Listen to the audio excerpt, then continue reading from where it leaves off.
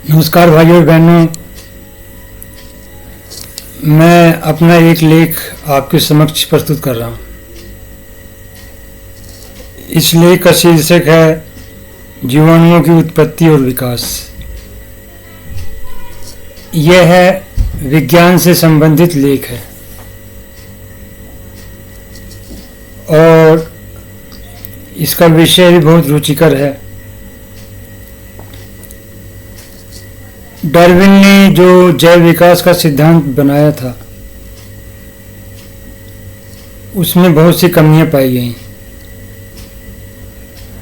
और 1930 के आसपास वैज्ञानिकों ने उसमें सुधार करके उस सिद्धांत का नाम रखा आधुनिक संश्लेषणात्मक सिद्धांत, जिसका अंग्रेजी में अर्थ होता है मॉडर्न सिंथेटिक थ्योरी। और यह सिद्धांत अभी तक मान्य है। वैसे ये सिद्धांत भी बहुत रुचिकर है। इसमें आधुनिक जीव विज्ञान की मान्यताओं को डार्विन की मान्यताओं के साथ मिलाकर एक नवीन तरह का सिद्धांत बनाया गया है, जो कि जैव विकास की सर्वश्रेष्ठ व्याख्या करता है। अब मैं आपके समक्ष अपना लेख प्रस्तुत कर रहा हूँ।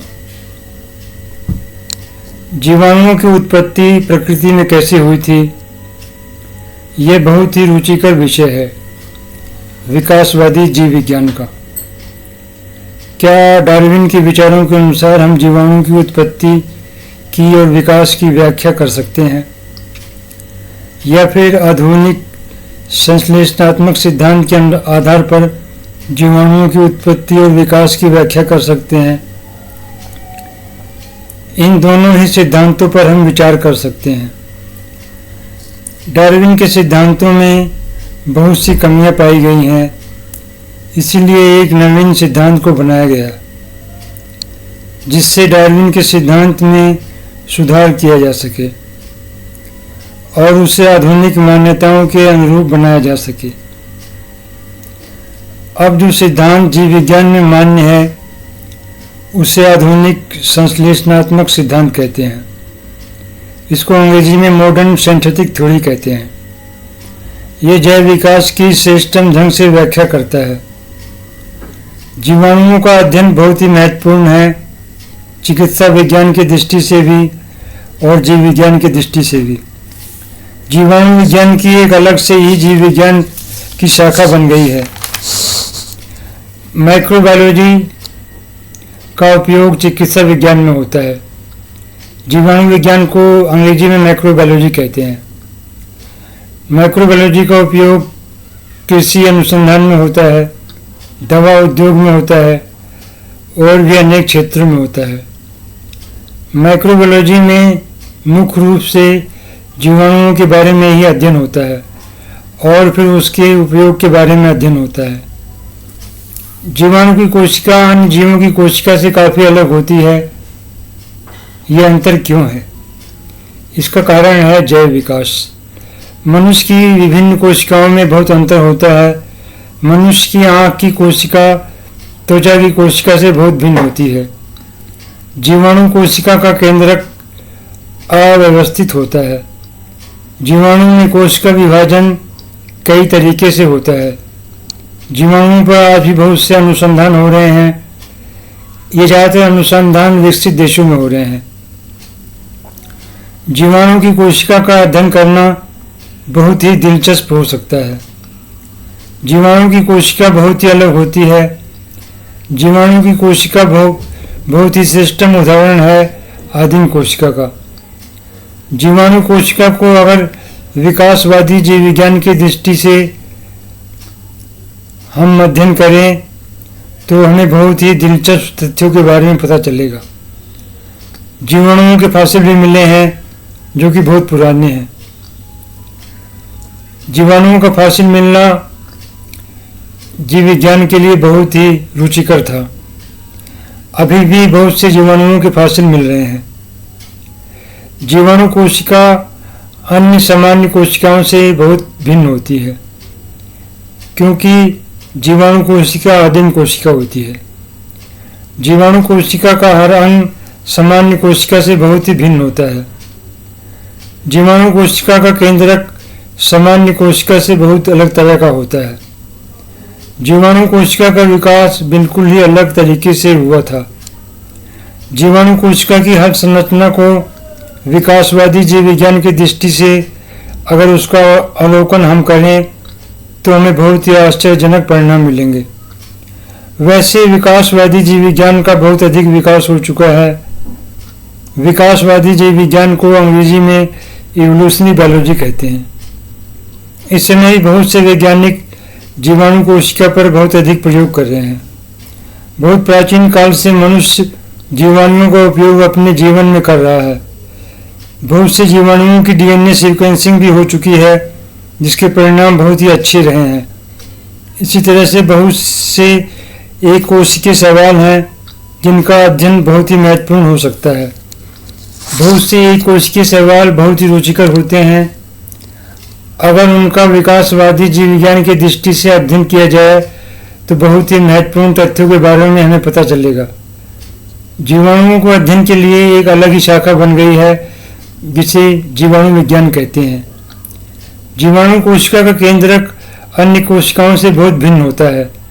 इसका अर्थ यही है कि अन्य कोशिकाओं का विकास अलग तरीके से हुआ था और जीवाणु कोशिका का विकास अलग तरीके से हुआ था। अनविकसित जीवों की कोशिका बहुत ही अधिक भिन्न तरह की होती है। क्या आधुनिक संश्लेषणात्मक सिद्धांत के अनुसार जीवाणु कोशिका के विकास की व्याख्या की जा सकती है?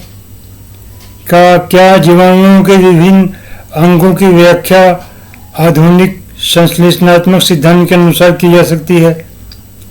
बहुत से वैज्ञानिकों ने डार्विन के सिद्धांत में कमियां निकाली थी। अब भी बहुत से लोग जैव विकास को सत्य नहीं मानते हैं। ऐसे लोग बहुत ही अवैज्ञानिक मानसिकता वाले होते हैं।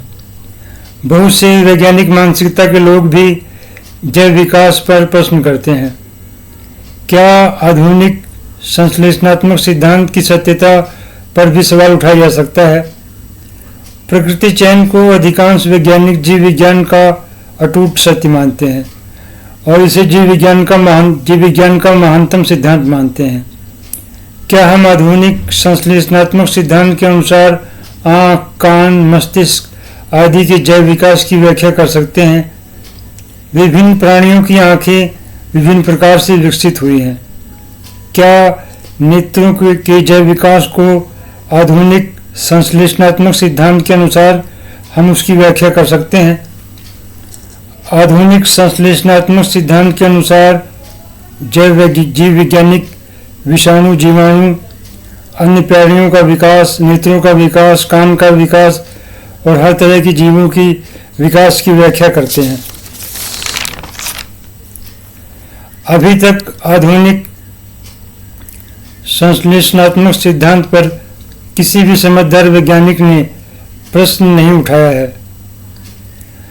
आधुनिक संश्लेषणात्मक सिद्धांत को बने हुए करीब 100 साल होने वाले हैं, पर अभी तक इस सिद्धांत में कोई कमी जीव वैज्ञानिक नहीं निकाल पाए हैं। ऐसा लगता है यह जीव विज्ञान में अंतिम जैव विकास का सिद्धांत बन गया है। वैसे अभी बहुत से वैज्ञानिक जैव विकास के क्षेत्र में काम कर रहे हैं।